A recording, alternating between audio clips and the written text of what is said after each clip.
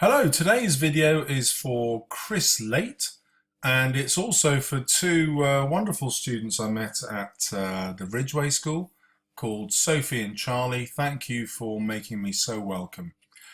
So Chris says, okay, I'm a bit confused. I've been taught by my teachers that you do not need to know context for an inspector calls, and you only have to for your section B essay, which is the of mice and men for me.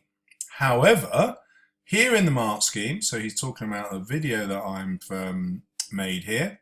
Harry Salles teaches me how to cheat legally. You have it mentioned context. So, do I have to refer to it or not? I take AQA and I recognise this question, so I'm fairly sure you were talking about AQA English Literature. Unless the mark scheme has changed from my year, this year, my exam is on Monday, then I guess I've been learning it wrong. So there's a sense of panic here, but I've got good news for you, and I shall show you why. If you're lucky enough to study English literature at A-level or even at degree, you'll find that the better you get at the subject, the less likely you are to divide it up into these assessment objectives.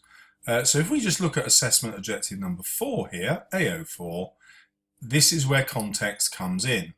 You've got to relate text to their social, cultural and historical contexts and explain how texts have been influential and significant at different times and in different contexts.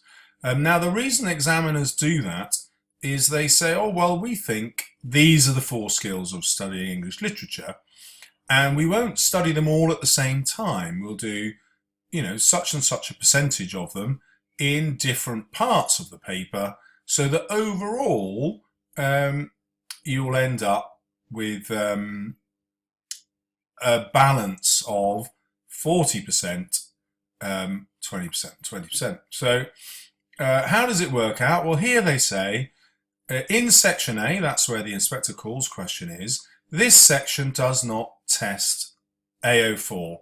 And this is why teachers tell you, you don't need to write about context when you talk about an inspector calls.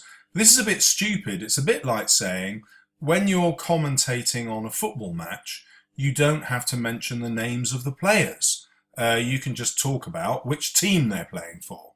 And that would be a really unsatisfactory game to listen to on the radio, wouldn't it? You want to know who's kicking the ball and why, where are they? And it helps for you to know their names. And that's like context. And I'll show you why when we look at an exam mark scheme. So hopefully you remember that the inspector calls question is always number 17 on the paper. And this is the mark scheme that the examiners have. So they're testing assessment objective 1 and assessment objective 2. And as you can see, no assessment objective 4, no context. So why am I telling you to still write about context? Well, let's have a little look at the question.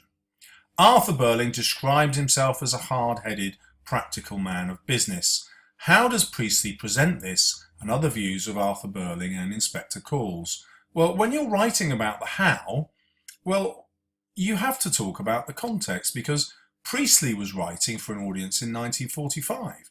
He cared about the context. In fact, he wanted to change people's political point of view. So the whole text, the whole play, is based on the context of 1945. So in order to write about the how, I have to talk about 1945, but more than that, I have to talk about why he's decided that Arthur Burling will say this in 1912, because he's trying to show how these hard-headed practical men of business, these capitalists, sleepwalked the country into the First World War in 1914. Well, and just in case you think that's just my interpretation, let's look at the indicative comment. So this is the sorts of things that the examiner anticipates you will put in your answer. They say, you're encouraged to reward any valid interpretations, so it doesn't just have to be this, but you might have some of the following. Well, let's have a look at it.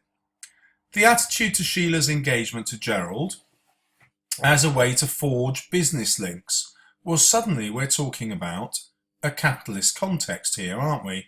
Where the patriarchy, the ruling male classes, in this case Burling and Croft, would marry off a daughter, Sheila, purely to forge business links. So not a marriage of love, but a marriage of convenience, as far as Burling is concerned. Well, that, of course, is context. It happens much less frequently now, for example, doesn't it? Burling's selfishness, a man has to mind his own business, well, that again is the context, because this is talking about the welfare state and the idea that Priestley puts forward that we must all look after each other. That's context. It's not just general, it's specific to 1945, voting in a Labour government that's going to take care of working class people. Burling's attitude to Eva Smith, motivated by money and business status. Again, an attack on the capitalist system. If we come a little further down to AO2, Priestley presents Burling almost as a caricature, the use of dramatic irony to make him look ridiculous. The audience is unable to take him seriously because of his ludicrous statements about the Titanic and war. Well, that's 1912, and that's 1914, and this is all context. Priestley can't make Burling look an idiot unless the audience know about the sinking of the Titanic in 1912 and the war in 1914. In other words, you can't answer this question without context. So the examiners are cheating here and saying, well, this is AO2, it's not AO4. Well, it's impossible to divide these assessment objectives up. It's completely artificial. You actually have to talk about context in order to talk about assessment objective 2.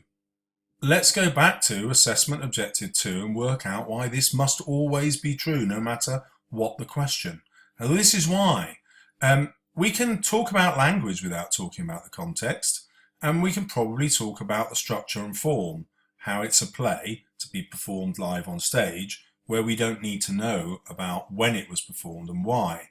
However, we have to write about the writer's presentation of ideas.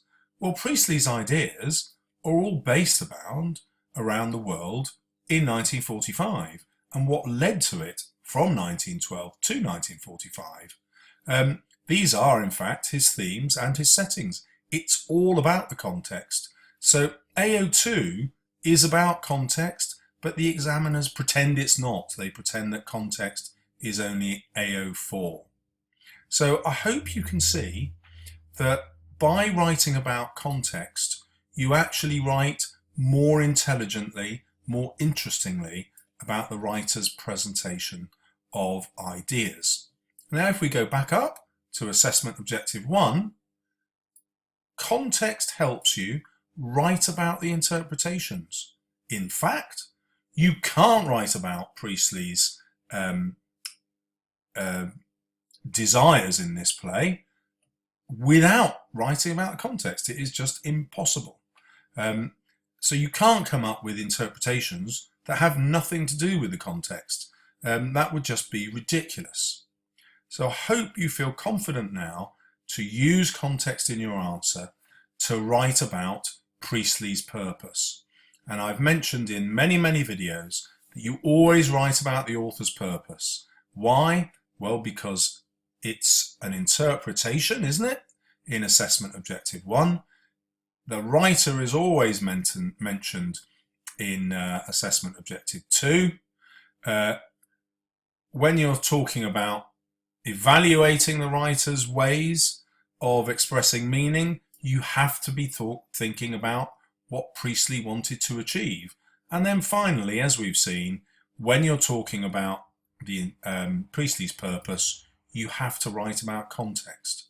So if I simplify it all, what I'm saying is every time you answer a question, you write about the author's purpose, and that will always include context, and that will always hit every single assessment objective, no matter whether it counts on that essay or not. So, good luck with your exam on Monday, and Well, if you want any more videos like these, please subscribe.